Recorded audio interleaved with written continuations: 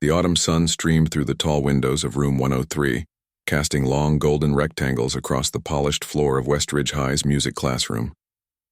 Maylin sat in the back corner, trying her best to blend into the wall behind her. The chair felt hard and uncomfortable beneath her. Or maybe that was just her nerves making everything feel worse than it actually was. It was her third week at this new school, and she still felt like a complete outsider. Westridge High was known throughout the state for its award-winning music program, which was exactly why her parents had moved here in the first place. "It's a wonderful opportunity," her mother had said. "A school where your talent will be recognized." May wasn't so sure about that. Looking around the room at her classmates with their designer clothes and confident smiles, she felt more out of place than ever. Professor Reynolds tapped his baton against the music stand, bringing the chattering class to attention. He was tall and lean with salt and pepper hair and glasses that constantly slipped down his nose. Despite his serious appearance, his eyes were kind, which was the only reason May hadn't completely given up on this class yet. "Today we're going to explore Mozart's early sonatas," Professor Reynolds announced, pushing his glasses back up. "These pieces might seem basic compared to what we'll tackle later this semester, but they contain all the elements that make Mozart's work timeless." May perked up slightly. She knew Mozart's sonatas well. Her grandmother had started her on them when she was just 8 years old, sitting beside her on the worn piano bench in their small apartment, guiding her fingers across the yellowed keys of their second-hand upright piano. "Would anyone like to demonstrate Sonata No. 16 in C major for the class?" Professor Reynolds asked, holding up the sheet music. "It's a good foundation piece that illustrates Mozart's clarity of form." May's heart began to race. She knew that piece by heart. She had played it hundreds of times, starting as a simple exercise but eventually turning it into something more, as her grandmother taught her to find the emotion behind the notes. But the thought of playing in front of these strangers made her palms sweat and her mouth go dry. The classroom remained silent. A few students shifted in their seats, avoiding eye contact with the professor. Most of them could probably play the piece. This was an advanced class after all, but no one seemed eager to be put on the spot. Professor Reynolds sighed. "Come now, it's a straightforward piece. Nothing to be nervous about." Another uncomfortable silence followed. May bit her lip, her inner voice arguing with itself. Part of her desperately wanted to stay invisible, to make it through the year without drawing attention to herself. But another part, the part that loved music more than anything, longed to touch those piano keys, to feel the familiar comfort of Mozart's composition flowing through her fingers. Before she could talk herself out of it, May raised her hand slightly, just high enough to be noticed. Her heart pounded so loudly she was sure everyone could hear it. Professor Reynolds's face lit up. "Ah, yes, our new student." He looked down at his attendance sheet. "Maylin, is it?" May nodded, instantly regretting her decision as 20 pairs of eyes turned to look at her. She could feel heat rising in her cheeks. "Wonderful," Professor Reynolds said, gesturing toward the grand piano at the front of the room. "Please come up and show us what you can do." The walk from her seat to the piano felt like the longest journey of May's life. The floor seemed to stretch on forever, and with each step she felt more exposed, more vulnerable. She could hear whispers behind her, probably wondering who this quiet girl from the back row thought she was. The grand piano was nothing like her old upright at home. It gleamed under the classroom lights, its polished black surface reflecting her nervous face as she approached. It was a Steinway, she realized, an instrument she had only dreamed of playing. Professor Reynolds handed her the sheet music. "No pressure," he said kindly. "Just play it as you've learned it." May took the pages with trembling hands and placed them on the stand. She sat down, adjusting the bench slightly, buying herself a few precious seconds to calm her racing heart. She placed her fingers on the keys, cool and smooth beneath her touch, and took a deep breath. For a moment, the world around her disappeared. The classroom, the staring students, even Professor Reynolds faded away, until there was only May and the piano. She closed her eyes briefly, remembering her grandmother's words. "Let the music speak through you. You are just the messenger." Her fingers began to move, hesitantly at first, then with growing confidence. The opening notes of Mozart's Sonata No. 16 filled the room, simple, clean, and precise. May played the familiar progression exactly as written, letting muscle memory guide her through the first few measures. But then, something shifted. As she settled into the piece, she began to relax, and with that relaxation came the freedom to play not just with her fingers, but with her heart. The basic piece began to transform under her touch. She varied the dynamics, bringing a whisper-soft delicacy to some passages and a bright, dancing quality to others. She found the hidden emotions within Mozart's structured composition, the playfulness, the subtle melancholy, the quiet joy. The classroom had fallen completely silent. Even the usual shuffling of feet and clearing of throats had stopped. There was only the music, filling every corner of the room with its beauty. May was no longer playing from the sheet music in front of her. Her eyes were closed, her body swaying slightly as she poured herself into the performance. This was how she always played at home, lost in the music, letting it guide her rather than the other way around. She had forgotten in her nervousness that this was why she loved playing in the first place. Not to impress anyone, but to experience the pure joy of bringing music to life. As she played the final movement, her fingers danced across the keys with a lightness and precision that made the notes seem to sparkle in the air. The final chord hung in the room like a held breath, resonating through the strings of the grand piano with a richness her old upright could never achieve. When May finally opened her eyes and lifted her hands from the keyboard, she was startled by the absolute silence that greeted her. For a terrible moment, she thought she had done something wrong, played too freely, taken too many liberties with the composition. Then she looked up and saw the expressions on her classmates' faces. Mouths hung slightly open, eyes wide with surprise. Even Professor Reynolds stood motionless, his baton hanging limply from his fingers, a look of astonishment on his face. The silence stretched on for what felt like forever. May's heartbeat, which had calmed during her playing, now raced again with anxiety. Should she say something? Apologize?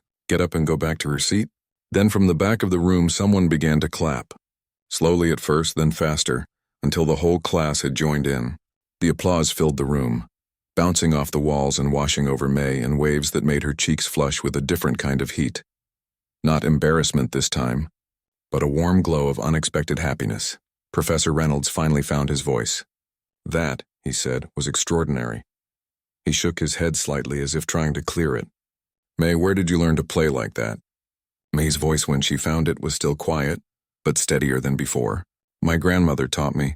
She used to play in an orchestra back in China before she came here. Well, Professor Reynolds said, pushing his glasses up again. Your grandmother must be quite remarkable. That wasn't just playing the notes, that was making music. He turned to the class. Did you all hear what she did there? How she found the voice within the composition?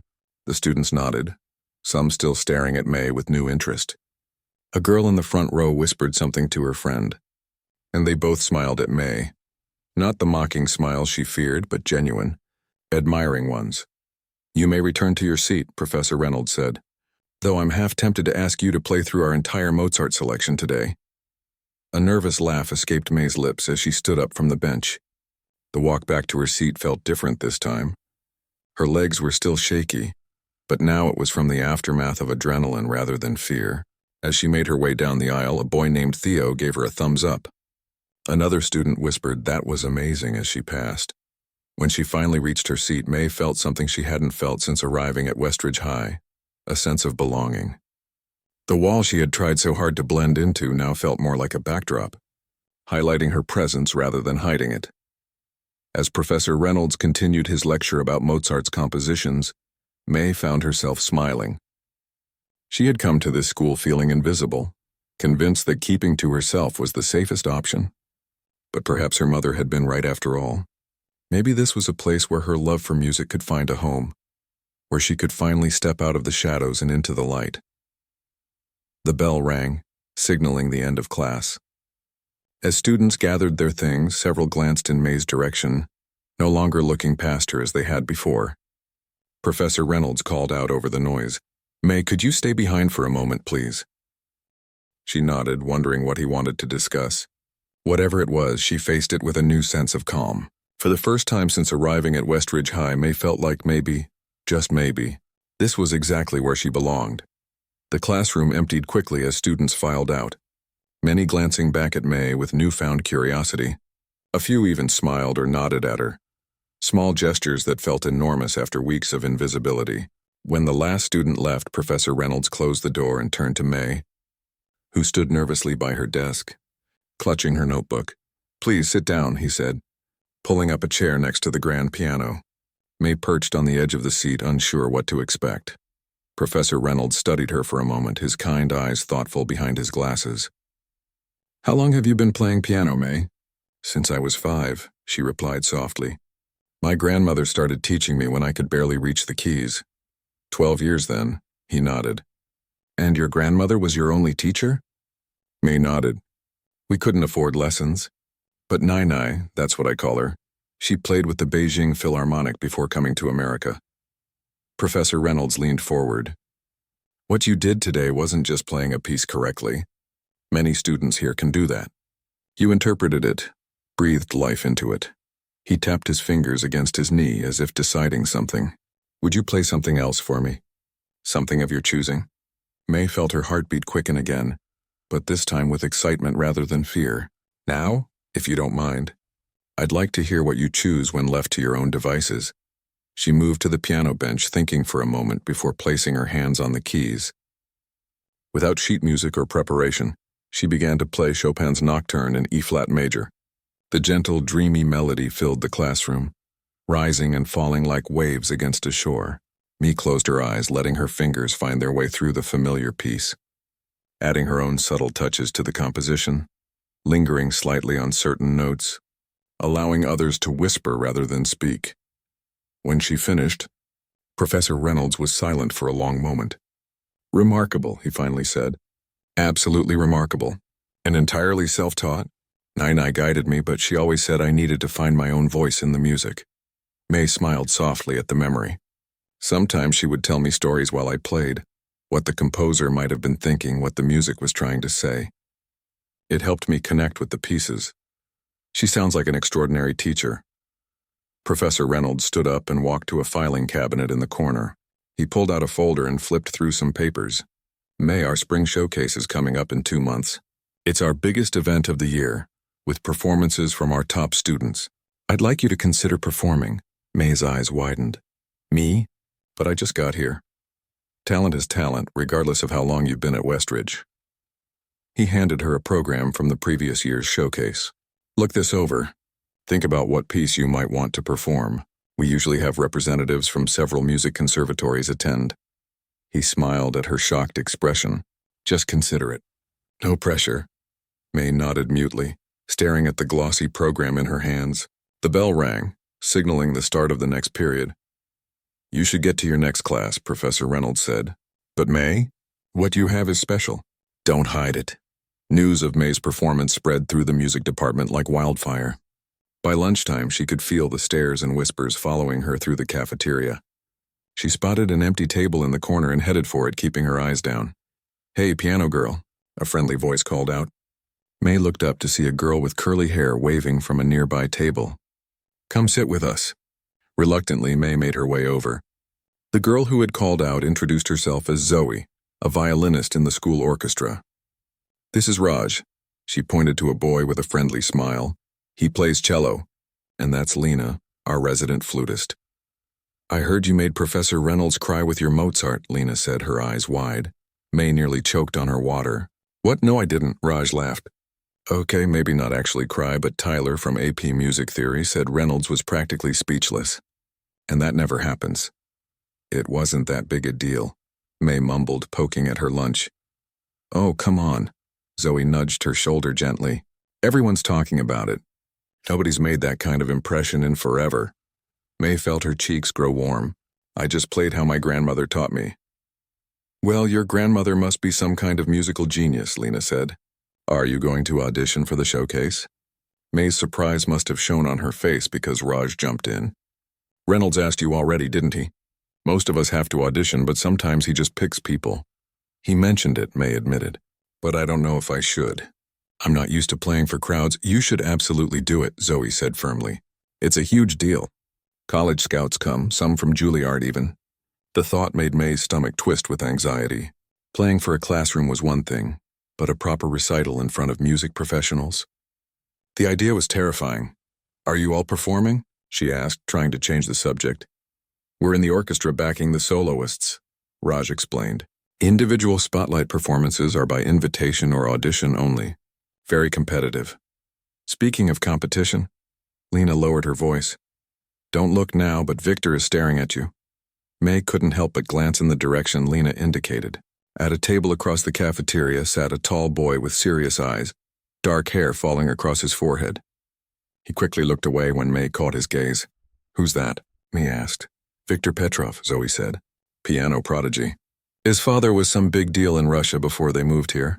Victor's been the star of the music department for the past 2 years. Always gets the solo spot in the showcase. And you just became his biggest competition, Raj added with a grin.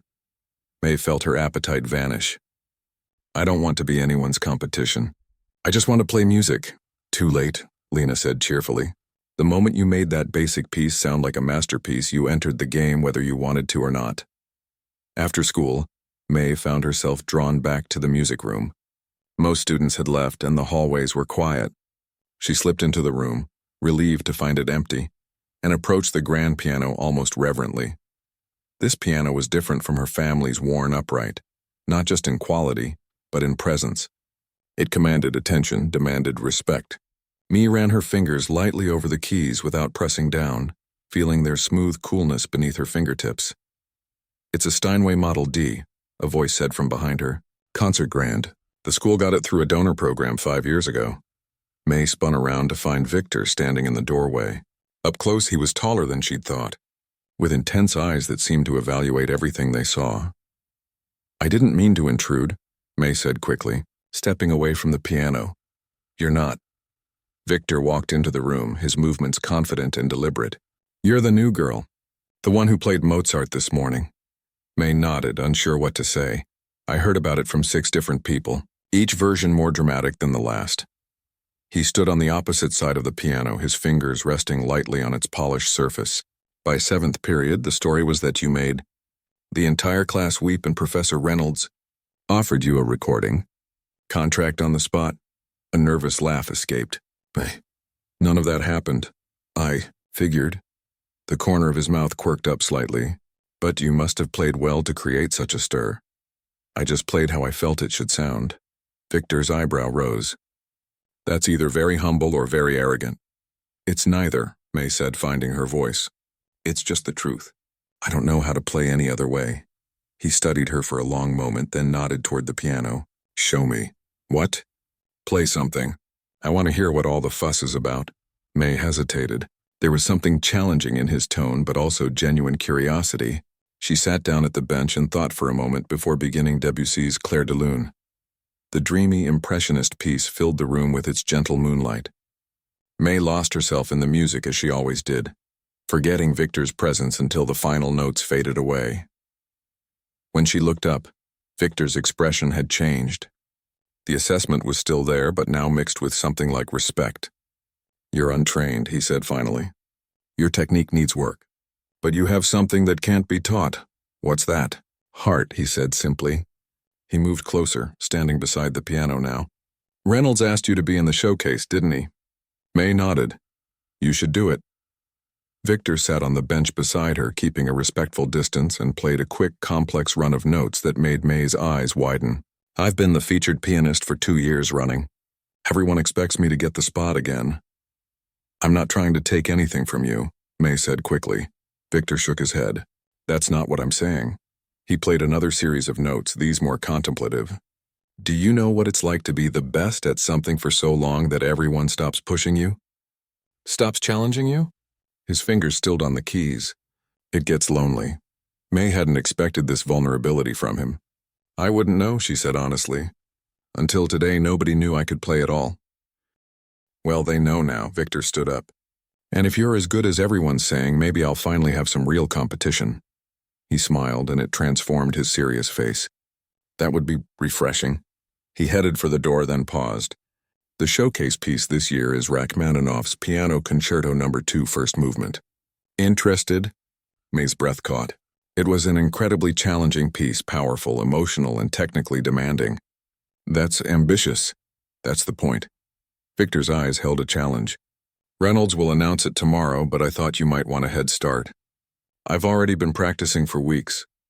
After he left, May sat alone in the music room, her mind spinning. The spring showcase, Rachmaninoff, music conservatory representatives. It was overwhelming and exhilarating all at once. She placed her hands on the keys again and began to play the opening notes of Rachmaninoff's concerto from memory. Dark, brooding chords that built into a passionate storm of emotion. The piece had always moved her, though she'd never performed it for anyone. As the powerful melody filled the empty classroom, May realized that something fundamental had changed. This morning she had been invisible. Now she had been seen, truly seen, for perhaps the first time in her life, all because she had raised her hand when asked for a basic piece, and played it the only way she knew how, with her whole heart. That evening, May sat at the small upright piano in the corner of her family's apartment, her fingers hovering above the keys.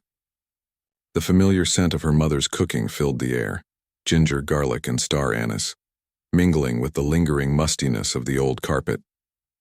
Outside, traffic hummed steadily, punctuated by occasional honks and sirens. It was a far cry from the pristine acoustics of the school's music room.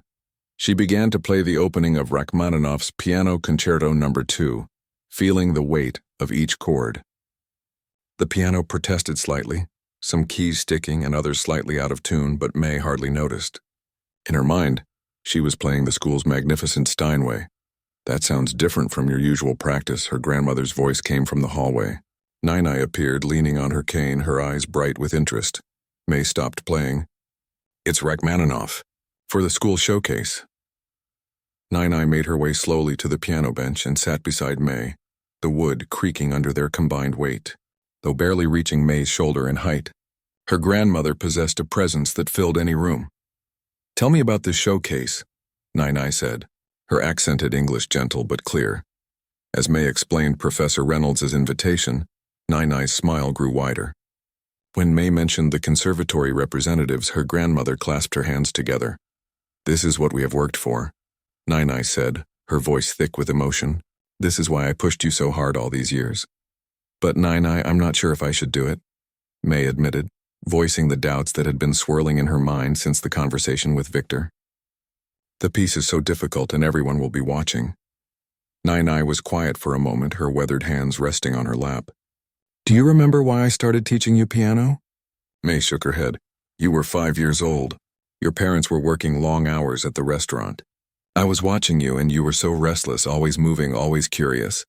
Nai smiled at the memory. One day I put you on my lap at the piano and guided your hands on the keys. The moment you made sound come from that instrument, your entire face changed. You became still, focused. It was like you had found something you had been looking for without knowing it. May listened, trying to recall that moment. But her earliest memories of piano lessons were simply of her grandmother's patience and occasional strictness. I did not teach you piano to make you famous or to win competitions, Nai continued. I taught you because music speaks when words fail, because it connected us across language and age, because I saw in you the same love for music that kept me going through the hardest times in my life. She took May's hands in hers, comparing them side by side, one pair young and smooth, the other gnarled with age, but both bearing the same long, slender fingers. My teacher in Beijing once told me something I never forgot. He said, when you play with fear, you play only notes. When you play with courage, you play music. Nai squeezed May's hands gently. Today at school, you played with courage. That is why they noticed you. May felt tears prickling behind her eyes. But what if I'm not good enough? Victor has been practicing for weeks already and he's been trained by professional teachers. Ah, so there is a boy involved. Nai's eyes twinkled mischievously. Nai, May protested, her cheeks warming. It's not like that. He's my competition. Competition is good. It makes the fire burn hotter. Nai tapped May's chest right above her heart. But remember, you are not playing against this boy. You are playing with the composer. Rachmaninoff wrote this concerto after a period of deep depression. It was his return to life, to hope. When you play, tell that story. Her grandmother's words settled over May like a warm blanket. She nodded slowly, then turned back to the piano and began to play again, this time with more confidence. Nai sat beside her, occasionally humming along or pointing to a particular passage. Like this, she would say, demonstrating with her own hands, showing May how to bring out a melody hidden within the complex chords. They practiced until May's mother called them for dinner, the apartment now filled with both the aroma of home-cooked food and the emotional resonance of Rachmaninoff's music. The next morning, Professor Reynolds made the official announcement about the spring showcase. As Victor had said, the featured piece would be Rachmaninoff's Piano Concerto No. 2, first movement. This is a challenging piece, Reynolds told the class, his eyes briefly meeting May's. Those interested in auditioning should sign up by Friday. The showcase is 8 weeks away, so you'll need to dedicate significant practice time. After class, May approached the sign-up sheet. Only one name was already there, Victor Petrov. Taking a deep breath, she wrote her name beneath his. As she turned to leave, she found Victor leaning against the wall watching her. "You decided to go for it," he said, his expression unreadable. "Yes," May replied simply. "Good." He straightened up. "The practice rooms are usually full after school, but if you come early in the morning around 7, room 3 is almost always free. It has the best piano besides the main classroom." May was surprised by the helpful information. "Thanks," Victor shrugged. "If we're going to compete, it should be fair. You need access to a decent piano." He hesitated, then added, "I usually practice during lunch in room 4 if you ever want to. Compare notes." Before May could respond, he walked away, leaving her puzzled by his mix of competitiveness and unexpected kindness. Over the next 2 weeks, May fell into a new routine. She arrived at school by 7 each morning, heading straight to practice room 3 as Victor had suggested. The room was small, with sound-absorbing panels on the walls and a decent upright piano that, while not as magnificent as the Steinway in the main classroom, was far better than her piano at home. She would lose herself in Rachmaninoff's powerful composition, working through difficult passages until her fingers ached. Sometimes she would record herself on her phone, listening critically to find areas that needed improvement. During lunch, she would sit with Zoe, Raj, and Lena, who had quickly become her friends. They would discuss music theory, share stories about difficult performances, and occasionally try to get information about Victor's progress. "Have you heard him practicing?" Zoe would ask. "How does he sound?" May would shrug, uncomfortable with the idea of spying. The truth was, she had heard him a few times, the haunting melodies of Rachmaninoff drifting from practice room 4. He played with technical perfection, but sometimes May wondered if he felt the emotional story behind the music the way she did. After school, she would stay for another hour of practice before heading home to help at her family's small restaurant before evening practice with Nai. It was during one of these morning sessions, 3 weeks after signing up for the audition, that Professor Reynolds quietly entered the practice room. May was so absorbed in a particularly challenging passage that she didn't notice him until she paused to make a notation on her sheet music. "Your interpretation is coming along beautifully," he said, making her jump slightly. "Professor, I didn't see you there." "Don't stop on my account," he said, taking a seat in the corner. "I like to check in on showcase participants. Mind if I listen for a bit?" May nodded nervously, turning back to the piano. Having her teacher observe her practice was intimidating, but she closed her eyes for a moment, remembering Nai's words about playing with courage. Then she began again, losing herself in the music despite the audience of one. When she finished the section, Reynolds nodded thoughtfully. "You've made remarkable progress in a short time. Your technical skill is impressive for someone without formal training, but it's your emotional connection to the piece that stands out." He leaned forward. "Tell me, what do you think this concerto is about?" May thought about the story Nai had told her. "Renewal," she said. "Coming back to life after being lost in darkness. Finding your voice again." Reynolds smiled. "Yes, exactly. Rachmaninoff wrote this after years of creative silence, following a disastrous reception to his first symphony. This concerto was his redemption." He stood up. "Keep that story in your heart when you play. That's what will set you apart." As he turned to leave, May gathered her courage. "Professor, can I ask you something?" "Of course. Why did you invite me to audition?" "There must be many students more qualified than me." Reynolds considered her question. "May, there are students here who have been taking lessons from prestigious teachers since they were toddlers. They can play the most technically challenging pieces flawlessly." He paused. But music isn't just about hitting the right notes at the right time. It's about communication, about moving people. You have that rare gift. You make us feel what you feel when you play. His words stayed with May throughout the day, giving her a new confidence as she practiced. That afternoon, instead of going to her usual practice room, she found herself walking past room 4 during lunch. The door was slightly ajar and Victor's playing floated out, precise and powerful. She paused, listening, then gently pushed the door open. Victor looked up, his hands stilling on the keys. For a moment he seemed annoyed at the interruption, but when he saw it was May, his expression softened slightly. "Sorry," she said quickly. "I was just listening." "You play it so well?" "Thanks," he replied, gesturing for her to come in. "How's your practice going?" "Good, I think. Professor Reynolds seems pleased." She hesitated, then added, "But sometimes I struggle with the third page where the tempo changes. My left hand gets tangled." Victor nodded. "That section is tricky." He scooted over on the bench. "Show me." Surprised by the offer, May sat beside him and played the troublesome passage. Her fingers stumbled at the same spot they always did. "I see the problem," Victor said. "You're rushing into it. Try thinking of it as waves, building, then receding." He demonstrated, his hands moving confidently across the keys. "Feel the rhythm change, don't fight it." May tried again, following his advice. The passage flowed more smoothly. "Better," Victor said with a nod. "You have good instincts. You just need to trust them." "Why are you helping me?" May asked suddenly. "Aren't we competing?" Victor was quiet for a moment. "My father always says music is not a competition, it's a conversation." A shadow passed over his face. "He doesn't always follow his own advice, but I try to." He closed his sheet music. "Besides, when you play well, it pushes me to play better. And I need that push." As they continued to work together, May realized that beneath Victor's confident exterior was someone who understood the pressure of expectations all too well. Their rivalry was evolving into something more complex, a partnership of sorts, challenging each other to reach new heights.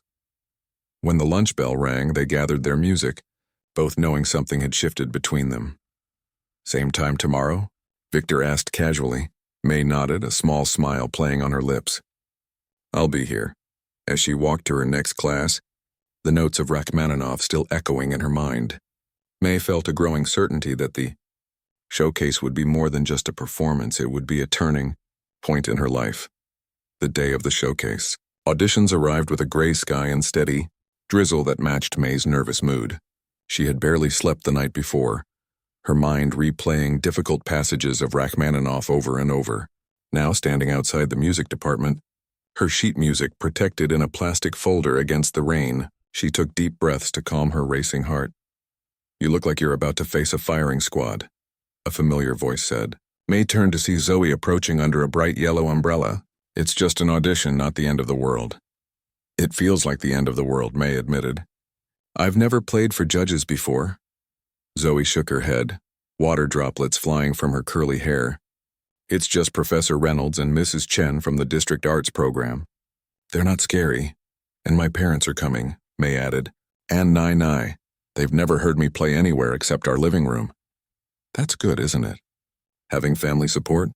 May nodded uncertainly. Her parents had been surprised when she told them about the audition. They had always seen her piano playing as a nice hobby, something her grandmother insisted on, but not something serious. When she explained about the conservatory representatives who would attend the showcase, her father had frowned. "Music is not a practical career, May," he had said gently. "We didn't work so hard to give you opportunities just so you could struggle as a musician." But Nai had stepped in. "Let her try her wings," she had told her son in Mandarin. "She has a gift.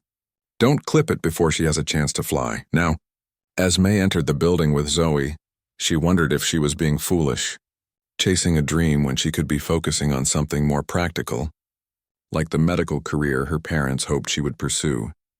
The hallway outside the auditorium was filled with nervous students clutching instruments and sheet music. May spotted Victor sitting alone on a bench, his eyes closed, fingers moving slightly as if playing an invisible piano. He seemed completely calm. Zoe followed her gaze. He looked so confident. "Doesn't anything rattle him?" "I'm not sure," May said. In their practice sessions over the past weeks, she had glimpsed moments of doubt, beneath Victor's composed exterior, but he always quickly recovered. A door opened, and Professor Reynolds appeared with a clipboard. "We'll be starting in 10 minutes, he announced. "You'll be called in the order on the list. Each performer has 15 minutes to present their piece and receive feedback." May checked the list. Victor was third. She was fifth. "I should go find my family," she told Zoe. "They should be here by now."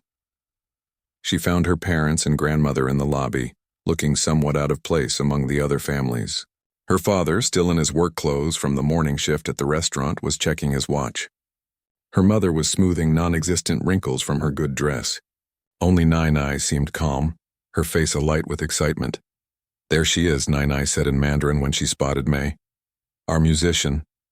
Are you nervous?" her mother asked, reaching out to tuck a strand of hair behind May's ear. "A little," May admitted. "You'll do fine," her father said, his voice gentle, but still carrying a hint of reservation. "Just do your best, that's all we ask." Nai took May's hands in hers. "Remember what I told you," she said quietly. "Play with courage." A student volunteer appeared, directing families toward the auditorium. "The auditions are about to begin," she explained. "You can take seats anywhere. The performers will come in when their name is called."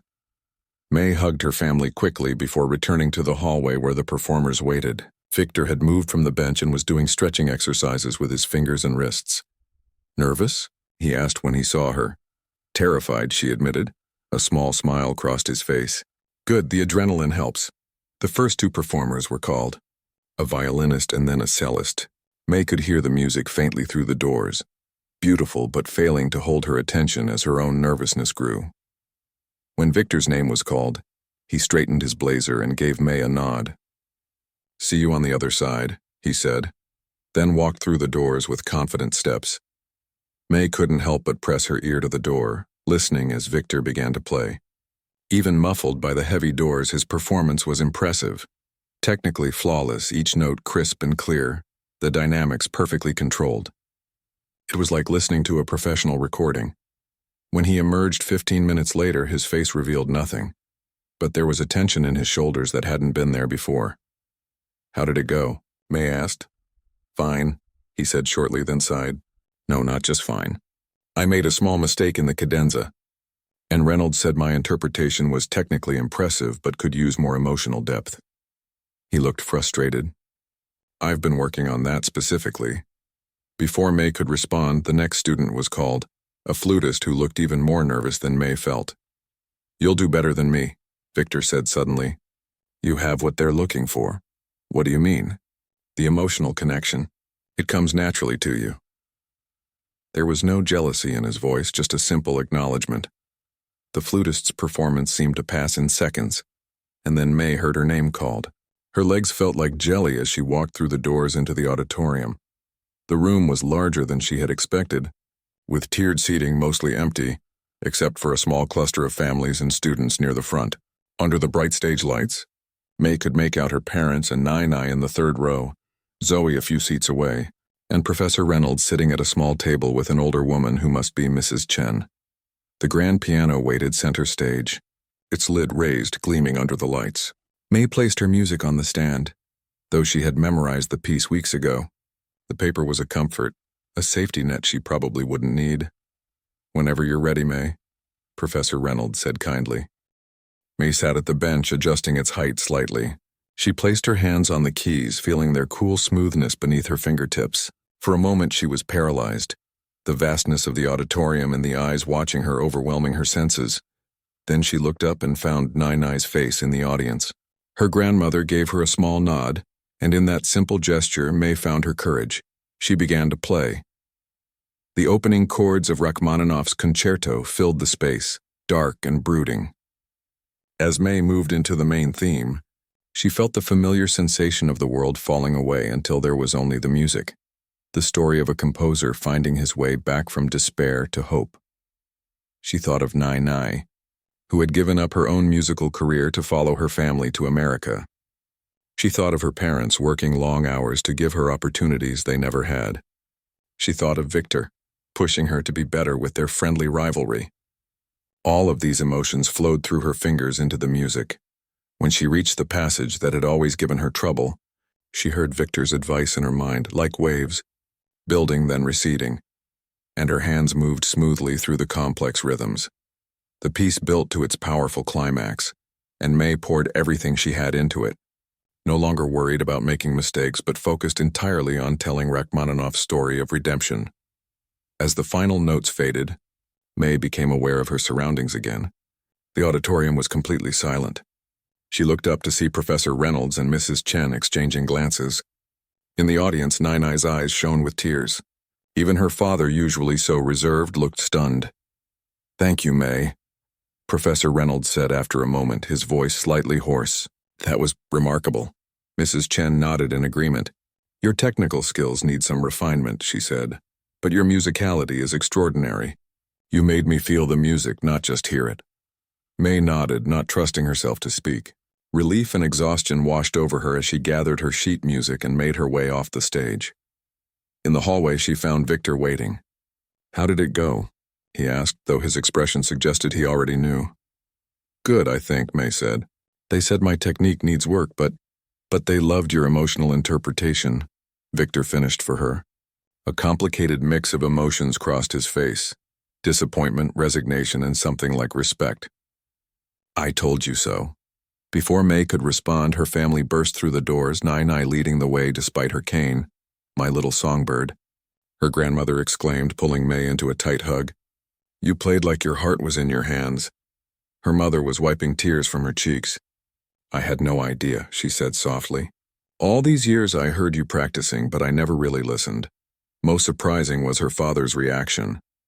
He stood awkwardly for a moment, then said, "I was wrong.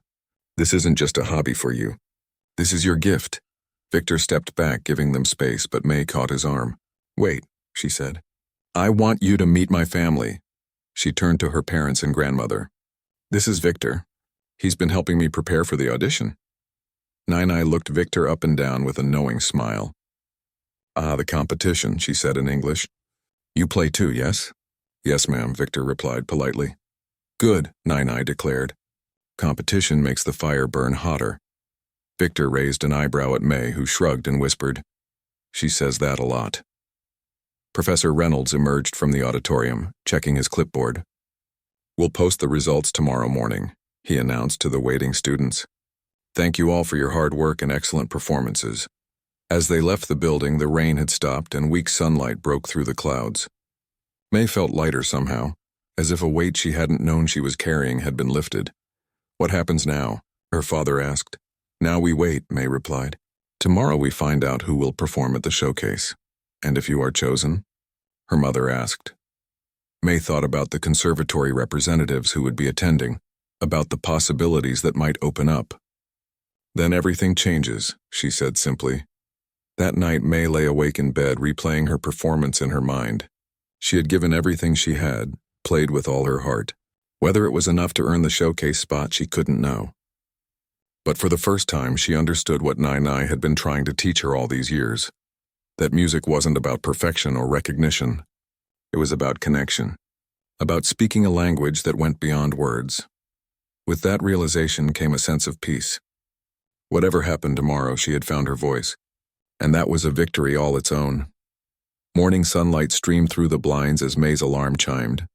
She'd barely slept, her mind replaying her performance and imagining every possible outcome of the showcase decision. Now, as she got ready for school, her stomach twisted with a mixture of hope and dread. Her parents were already busy preparing for the day. Her father would head to the restaurant for inventory before opening, and her mother was packing lunches. "Whatever happens today," her mother said, handing May a lunch bag, "we are proud of you." Nai-Nai emerged from her room, already dressed despite the early hour. "You will call me as soon as you know?" she asked, her eyes bright with anticipation. May nodded, touched by her grandmother's excitement. "I promise."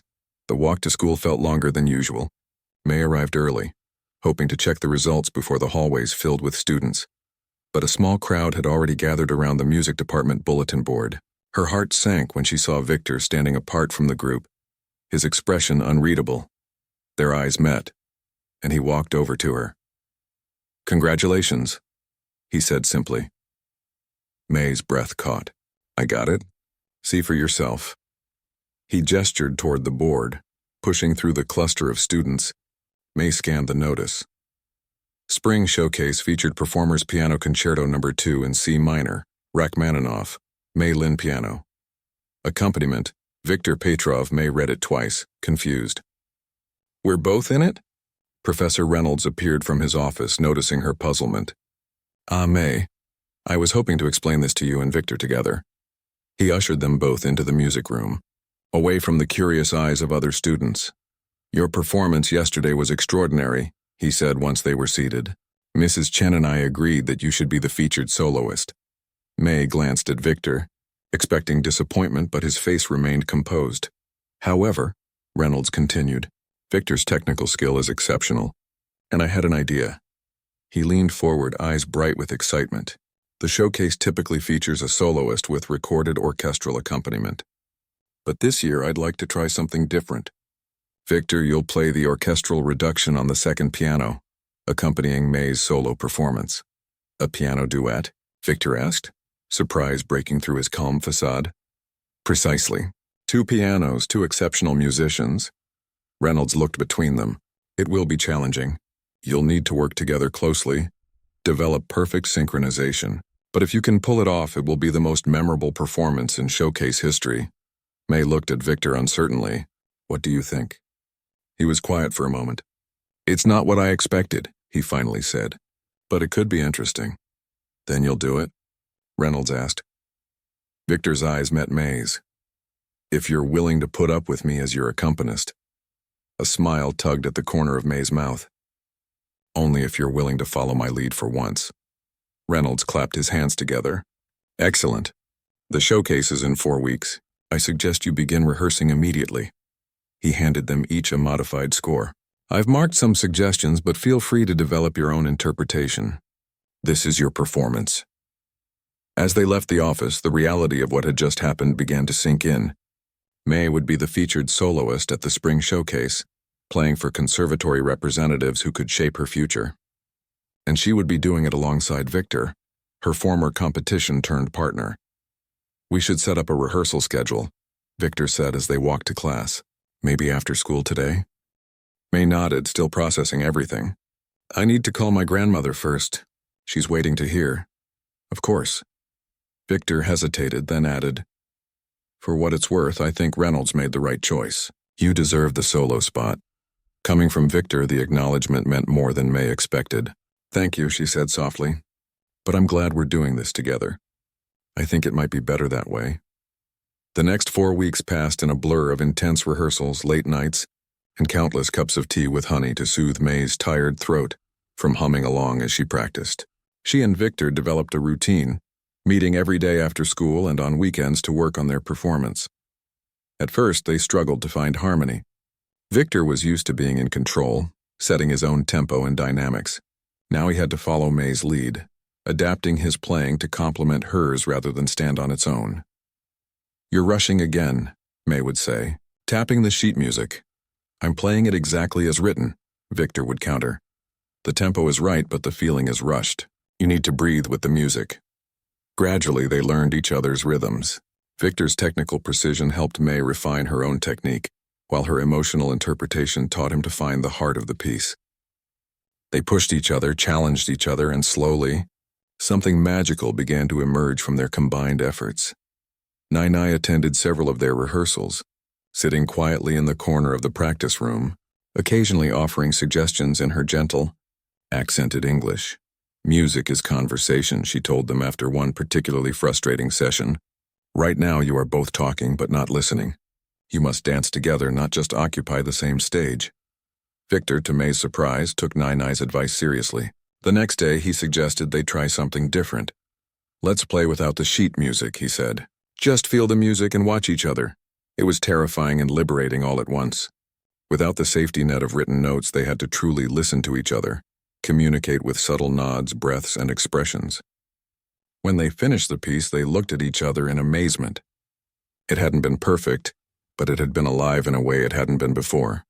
That's it, Victor said, excitement breaking through his usual reserve. That's what we've been missing. As the showcase approached, word spread about the unusual piano duet. Students who normally had little interest in classical music performances were talking about attending. Even May's father requested the night off from the restaurant, something he rarely did. 2 days before the showcase, Professor Reynolds sat in on their final rehearsal. When they finished, he was silent for a long moment. "Well?" Victor finally asked, unable to hide his nervousness. "I've been teaching music for 27 years, Reynolds said slowly. "I've sent students to Juilliard, Curtis, and Berkeley. I've attended performances at Carnegie Hall and the Sydney Opera House." He looked between them, his eyes bright with emotion. "But I have never heard Rachmaninoff played with such humanity." May and Victor exchanged glances, a shared moment of pride passing between them. "The conservatory representatives are going to be impressed," Reynolds continued, "particularly Dr. Garcia from Juilliard and Ms. Winters from the New England Conservatory. They specifically asked about you both after seeing your names in the program." The weight of opportunity and expectation settled over May. This was everything she and Nai had worked toward, everything she hadn't known she wanted until recently. Yet suddenly the thought of playing for these important strangers seemed less significant than playing for herself, for Nai, for Victor, and for the music itself. The night of the showcase arrived with all the pageantry of a major school event. The auditorium had been transformed with professional lighting, programs printed on glossy paper, and even a small reception planned for after the performances. May peeked through the curtains at the audience filling the seats, spotting her parents and Nai in the front row, alongside Victor's father, a serious-looking man in an expensive suit. Backstage was a flurry of activity, musicians tuning instruments, last-minute adjustments to outfits, nervous energy filling the air. May stood slightly apart, trying to center herself amidst the chaos. She wore a simple blue dress that her mother had insisted on buying especially for the occasion, despite its cost. Victor appeared beside her in a black suit, his hair neatly combed, looking more formal than she had ever seen him. "Ready?" he asked quietly. "As I'll ever be," May replied, surprised to find her nerves had settled into a calm determination. "Your father came." Victor nodded, a complex emotion crossing his face. "He flies back to Moscow tomorrow. Business trip." May sensed there was more to the story, but before she could ask, they were called to take their positions. 2 grand pianos had been arranged center stage, their lids raised, gleaming under the lights. The auditorium fell silent as May and Victor walked onto the stage. The bright lights made it difficult to see the audience clearly, but May could make out Nai's encouraging smile. She and Victor took their places at their respective pianos, adjusted their benches, and exchanged a final look. In that moment, all the pressure, all the expectations fell away. There was only the music waiting to be brought to life and the journey they had taken to arrive at this point. May began to play the opening chords, deep and resonant. Victor joined in, his part complementing hers perfectly. They moved through the piece as one, their separate parts weaving together to create something greater than either could have achieved alone. Where May brought emotional depth, Victor added structural foundation. Where his technical precision provided clarity, her interpretation brought warmth. The piece built toward its climax, the powerful melody soaring through the auditorium. May was no longer thinking about the notes on the page or the watching eyes of conservatory representatives. She was telling Rachmaninoff's story of darkness and redemption, of finding one's voice after silence. But she was also telling her own story, of a girl who had hidden her gift until a moment of courage changed everything. As they played the final triumphant chords, May felt a profound sense of completion. Whatever happened next, whether she received scholarship offers or not, she had given voice to something true and beautiful. The final notes hung in the air for a breathless moment. Then the audience erupted in applause, rising to their feet in a standing ovation that seemed to shake the very walls of the auditorium. May and Victor stood slightly dazed by the response and took their bows. In the front row, Nai was wiping tears from her eyes. Beside her, May's father was applauding with uncharacteristic enthusiasm. Even Victor's stern-faced father was on his feet, a look of astonishment breaking through his composed exterior. Backstage, Professor Reynolds was waiting, along with 2 well-dressed strangers who May guessed were the representatives he had mentioned. "Extraordinary," the woman said, stepping forward to shake May's hand. I'm Lisa Winters from the New England Conservatory. We would love to discuss your future plans if you're interested. The man nodded in agreement. Carlos Garcia Juilliard, both of you have remarkable talent. I'd like to schedule proper auditions at your earliest convenience. It was happening just as Nai had hoped, just as May had barely allowed herself to dream. Later, as her family and friends gathered around to congratulate her, May found Victor standing slightly apart, deep in conversation with his father. The older man's face was serious, but there was a new respect in his eyes as he looked at his son. May caught Victor's eye and mouthed, "Thank you." He smiled, a genuine, unguarded smile that transformed his usually serious face. That evening, as May sat with Nai at their old upright piano at home, she realized how far she had come from the shy girl who had raised her hand hesitantly when asked for a basic piece. "You played with your whole heart today," Nai said, her weathered hand resting gently on May's. "That is all I ever wanted for you." "It all started because you taught me to find the music beyond the notes," May said, "and because I finally found the courage to let others hear it." Nai smiled, wisdom and pride shining in her eyes. "Remember this feeling, little songbird. Not the applause or the offers, but the joy of giving your gift to the world. That is success." May nodded, understanding at last what her grandmother had been teaching her all along. Music wasn't just about playing the right notes, it was about connection, about touching hearts and telling stories that words alone couldn't express. It had given her a voice, brought her new friends, and opened doors she never knew existed. And it had all begun with a simple request for a basic piece, and the courage to play it as only she could.